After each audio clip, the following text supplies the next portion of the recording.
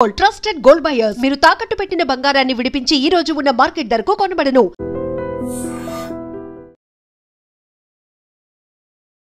నమస్కారం, welcome to I dream. ధర్మ మార్గం విత్ విజిత కార్యక్రమానికి స్వాగతం.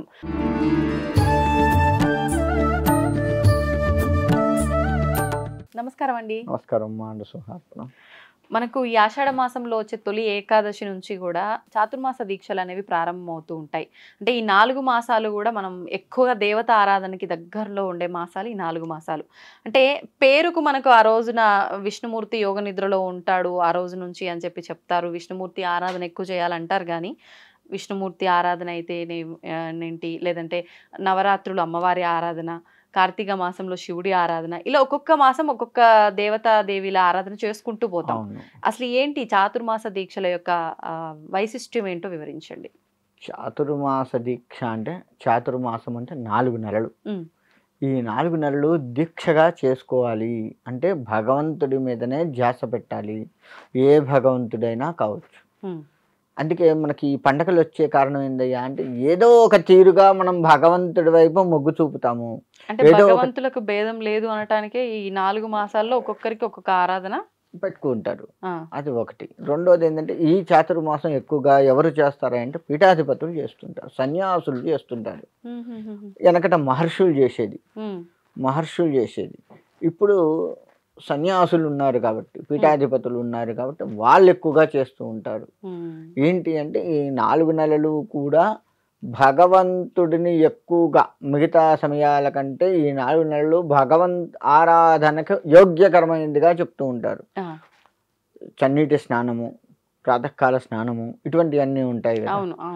సాధారణంగా పీఠాధిపతులు చన్నీటి స్నానమే చేస్తారు, వేడి నీళ్ళు చేయదు. ఎంత అనారోగ్యం ఉన్నా సరే చన్నీటి స్నానానికి వాళ్ళు ప్రిఫరెన్స్ ఇస్తారు పీఠాధిపతులు. కాకపోతే ఇప్పుడున్న కొంతమంది మాయ పీఠాధిపతులు కొంతమంది ఉన్నారు, వాళ్ళు చేసే పనులు వాళ్ళు చేస్తుంటారు. అది లెక్క వేసుకోకుండా ఈ చాతుర్మాసంలో ఏంటంటే, పీఠాధిపతులు భగవతారాధన ఎక్కువగా చేయటం వల్ల కొంత శక్తి, భగవత్ శక్తి ఏర్పడుతుంది మనలో. ప్రతి వాళ్ళకి ఒక ఆరా ఉంటుంది వెనక. ఆ ఆరానే శక్తిగా చెప్తుంటారు వాళ్ళు. చూడగానే మన మొహం చూడగానే మన మొహాన్ని చూస్తున్నట్టు కనపడుతుంది, కానీ వెనక ఉన్న ఆరా కనపడుతుంది వాళ్ళకి. దాన్ని బట్టి నీ సాత్వికత ఎంత, నీ యొక్క రజోగుణం ఎంత మొత్తం కూడా చెప్పి దాన్ని బట్టే నీతో డీల్ చేస్తుంటారు. నీతో మాట్లాడాలి అన్నా, నువ్వని కాదు, నేనైనా ఎవరైనా మనతో మాట్లాడాలి అన్నా కానీ వాళ్ళు వెనక ఉన్న ఆరాని చూస్తారు. గురువులు కూడా అంతే. గురువులు కూడా వెనక ఉన్న ఆరా చూసి మాట్లాడాలా వద్దా, టైం ఇవ్వాలా వద్దా, ఇది తప్పదు. మనకి వెనక ఆరా నలుపు వచ్చింది, కఠినాత్ములము, తప్పదు మాట్లాడక, ఒక నిమిషం టైం ఇచ్చి తొందరగా వెళ్ళగొడతారు. సాత్వికంగా ఉన్నటువంటి వాడికి కొంచెం ఎక్కువ టైం ఇచ్చి వాడికి ఇంకా మంచి చెప్పి పంపిస్తారు, అనుగ్రహాన్ని ఇచ్చి పంపిస్తారు. ఇలా ఉంటుంది. అందుకని చాతుర్మాస దీక్ష చేసేది ఎందుకంటే భగవత్ శక్తి పెంపొందించుకోవటానికి. అది వాళ్ళే కాదు, మనం కూడా చేయొచ్చు. అందుకే మనకి చూడండి, కార్తీక మాసం వచ్చేసరికి కార్తీక మాసం మొత్తం కూడా శివారాధన ఎక్కువగా చెప్పబడుతుంది. కానీ మనం ఏం చేస్తున్నాం, శివకేశవులకు భేదం లేదు అన్నట్లుగా సత్యనారాయణ సంవృతాలు ఆ నెలలో జరిగిన సత్యనారాయణ సంవృతాలు ఏ నెలలో జరగవు. చూడండి, ఇప్పుడు ఎవ్వరు కూడా అన్ని సత్యనారాయణ సంవృతాలు చేసుకోరు. అలా శివకేశవ భేదం లేకుండా చూపిస్తూ శక్తి, మనకు శక్తి కూడా కావాలి కదా. అంటే మాట్లాడే శక్తి కావచ్చు, అంతర్గతంగా ఆధ్యాత్మిక శక్తి కావచ్చు, పనులు చేసుకునే శక్తి, అన్ని శక్తులే. కాబట్టి యాదేవి సర్వభూతేషు శక్తి రూపేణ సంస్థిత అని అమ్మవారికి నామంలో ఒక నామం. అంటే ఆమె శక్తి రూపంలో ఉంటుంది, ఆధ్యాత్మిక శక్తిని పెంపొందిస్తుంది. అందుకే మనకు దుర్గా నవరాత్రులు, వారాహి నవరాత్రులు, శ్యామలా నవరాత్రులు ఇవన్నీ కూడా వస్తుంటాయి. అలా భగవతారాధన ఎక్కువగా చేసే సమయాన్ని చాతుర్మాసం 4 నెలల పాటు చక్కగా చేసుకొని భగవత్ శక్తిని పెంపొందించుకునే సమయమే చాతుర్మాస దీక్షగా చెప్తూ ఉంటారు. ఇది ఎవరైతే చేస్తారో వారికి భగవత్ కృప ఖచ్చితంగా కలుగుతుంది. కాకపోతే దీనికి చాలా నియమాలు ఉంటాయి. ఈ రోజు నేను హైదరాబాద్లో ఉండి చేస్తున్నాను, చాతుర్మాసం మొదలు పెట్టాను అంటే హైదరాబాద్లో నేనున్న ఏరియా దాటి ఎక్కువ దూరం పోకూడదు. అంటే అది మీరుండే సొంత స్థలం కాకపోయినా మీరు ఎక్కడైనా సరే ఉండాలా. నేను అనుకోకుండా విజిత గారింట్లో చేశాను, మీ ఇంట్లో చేశాను, మొదలు పెట్టాను అనుకోకుండా. ఈరోజు అనుకోకుండా మీ ఇంటికి వచ్చాను, మొదలు పెట్టాను. ఈ 4 నెలలు మీ ఇల్లే. ఇంకా పీఠం గీయటం అన్నీ మీ ఇంట్లో పెట్టుకోవటం, అన్నీ మీ ఇంట్లో పెట్టుకొని చక్కగా ఆరాధన చేసుకోవడం. తద్వారా ఏంటయ్యా అంటే ఎక్కడైతే మనం అలా 4 నెలలు చేస్తున్నామో ఆ ప్రాంతం మొత్తం కూడా భగవత్ అనుగ్రహం కలుగుతుంది. ఒక్క ఇల్లే కాదు, మీ ఇంటికి వచ్చాను, మీ ఇంటితో పాటు మీ చుట్టుపక్కల కూడా భగవత్ అనుగ్రహం కలుగుతూ ఉంటుంది. ఆ స్వామివారు లేదా అమ్మవారు, నేను ఏ దీక్ష అయితే చేస్తానో చాతుర్మాసంలో, ఏ భగవంతుడి కోసం అయితే చేస్తూ ఉన్నానో ఆ భగవత్ శక్తి చుట్టూ వ్యాపిస్తుంటుంది. మనం ఒక దగ్గర వైఫై పెట్టాము హాల్లో, అది బెడ్రూమ్లోకి వస్తుంది, కిచెన్లోకి వస్తుంది, ఎన్ని బెడ్రూమ్లు ఉంటే అన్ని బెడ్రూమ్లోకి వస్తుంది, కిందికి కూడా వస్తుంది. అలానే భగవత్ ఆరా అనేది అన్ని చోట్లకు వ్యాపిస్తుంది. శక్తి తరంగాలు మొత్తం వ్యాపిస్తాయి. అది చాతుర్మాస దీక్ష యొక్క గొప్పతనం. కాబట్టి చాతుర్మాస దీక్ష ఎవరైతే చేస్తున్నారో వారు ఒకే దగ్గర ఉండి చేస్తారు. ఎక్కడైతే మొదలు పెట్టారో ఆ 4 నెలలు అక్కడి నుంచి కదలరు.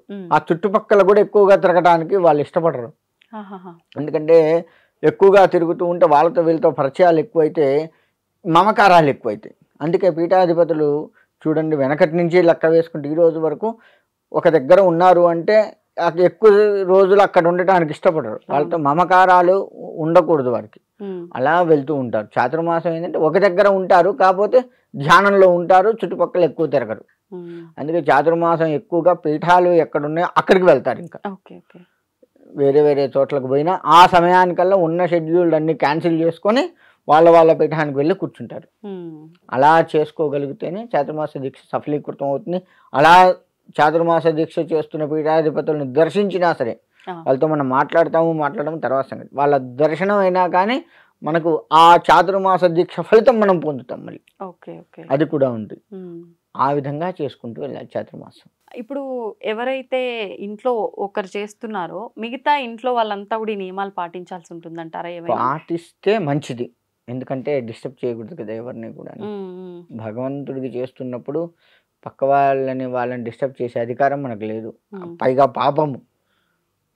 మీరు చేస్తుంటే నేను డిస్టర్బ్ చేశాను, అదో ఇదో పనులు చేసో డిస్టర్బ్ చేశాను అనుకోండి, నాకు పాపము. అందుకని ఎక్కువ శాతం అందరూ కూడా నియమాలు పాటించాలి. ఇంట్లో ఇబ్బందులు ఉన్న ఇంట్లో చేస్తే వాళ్ళు ఎవరికైనా ఇబ్బందులు ఉంటే ఆ టైంలో వాళ్ళు వేరే ఇంటికి వెళ్ళిపోవడం, వాళ్ళ పుట్టింటికో లేకపోతే ఇంకెక్కడికన్నా ఫ్రెండ్స్ ఇంటికో ఇంకెక్కడన్నా రూమ్ తీసుకొని వెళ్ళడమో చేయాలే తప్ప ఆ ప్రాంతంలో ఉండకూడదు. మళ్ళీ ఇప్పుడు ఒకవేళ ఏదైనా ఆటంకం వచ్చింది అని అంటే ఖచ్చితంగా ఆ వచ్చిన రోజులు వదిలేసి మిగతా రోజులు కంటిన్యూ చేయొచ్చా? లేదు, అంటే ఆపేయటమే. అది అట్లా మొండిగా చేయకూడదు. ఇప్పుడు ఎందుకంటే 10 రోజులు చేశాము, సూతకమైన సృష్టి వచ్చింది, అదో 10 రోజులు ఎగిరిపోయింది, మళ్ళీ దాన్ని తర్వాత నుంచి కంటిన్యూ చేస్తుంటే ఈ 10 రోజులు నువ్వు చేయలే కదా. కాకపోతే దీక్షగా కాకుండా ఆరాధన చేసుకోవచ్చు. మన దీక్ష అక్కడ భంగం అయిపోయింది. కానీ మగవాళ్ళకైతేనే పాసిబుల్ అవుతుంది కదండి 4 నెలలు కంటిన్యూగా చేయడం. ఆడవాళ్ళకి పాసిబుల్ అవ్వదు కదా. అట్లాంటప్పుడు వాళ్ళు చేయడానికి వీలు కాదు. ఉన్నన్ని రోజులు దీక్షగా చేయటమే ఇంకా వారు. అంతే, వాళ్ళకి ఇబ్బంది లేనన్ని రోజులు కూడాను దీక్షగా చేసి భగవతికి దండం పెడితే వారి యొక్క ఈ కలియుగ ధర్మం ఏంటంటే చెయ్యలేని రోజులు ఉంటాయి కదా, ఖాతాలో వేసేస్తాడు. తన శరీర ధర్మం బట్టి చేయలేదు కాబట్టి చేసిన పుణ్యాన్ని ఖాతాలో వేస్తారు. ఇబ్బంది తొలగిన తర్వాత దీక్షగా చేయకపోయినా నిష్టగా చేస్తే చాలు. ఆ టైంలో కూడా ఎవరైనా మాంసాహారం తినే అలవాటు ఉన్న వారు చేస్తున్నారు అనుకుందాం, ఆ 4 నెలలు మాంసాహారాన్ని పూర్తిగా బంద్ చేయాలి. ఇబ్బంది వచ్చినా ఇబ్బంది లేకపోయినా మాంసాహారాన్ని బంద్ చేయాలి. అది ఆ విధంగా దీక్షగా చేస్తూ ఉండాలి. చేస్తూ ఉంటే నిష్టగా చేస్తూ ఉంటే భగవత్ అనుగ్రహం ఖచ్చితంగా కలుగుతుంది. అందులో ఇప్పుడు కార్తీక మాసంలో శ్రావణ మాసంలో అయితే చాలా మంది నాన్ వెజ్ తినరు, అల్లం వెల్లుల్లి తినరు, ఉల్లిపాయ తినరు. ఇప్పుడు ఈ చాతుర్మాస దీక్షల సమయంలో కూడా మిగతా అంటే ఎలాగో కార్తీక మాసం ఉంటుంది, మనము శ్రావణ మాసం ఉంటుంది, మిగతా 2 మాసాలు కూడా ఇవన్నీ స్కిప్ చేయాలా? ఖచ్చితంగా చేయాల్సిందే. దీక్ష అంటేనే అది. ఇటువంటి ఏంటంటే అల్లం వెల్లుల్లి ఇవన్నీ రజోగుణాన్ని పెంచుతాయి. అవి చలవ చేస్తుంది శరీరంగా, అది వేరు మాట. కానీ రజోగుణాన్ని పెంచుతాయి. ఆధ్యాత్మికంగా చూసుకుంటే రజోగుణాన్ని పెంచుతాయి. రజోగుణానికి తీసివేయాలనేనే మనం దీక్షగా చేసేది. మనం దీక్ష చేసేది ఎందుకంటే సత్వగుణాన్ని పెంచుకోవడానికి, రజోగుణాన్ని పెంచుకోవడానికి. కాబట్టి అటువంటివి మిగతా నెలల్లో కూడా తినకూడదు. మొదలు పెట్టాము అంటే అటువంటివన్నీ బంద్ చేయాల్సిందే, తప్పదు. ధన్యవాదాలు. మంచిదమ్మా. తవ్వుతున్న శివలింగం. సరే దాన్ని అట్లా కప్పేసేయండి, చూపించదండి. Krishna is there. మూర్తి పూజ కాదు, సాక్షాత్ బ్రజేంద్ర నందన భగవాన్ ఉన్నారు మూర్తిలో. ఏమీ ఆశించకుండా ఆరాధించే వాళ్ళు కూడా ఉన్నారా?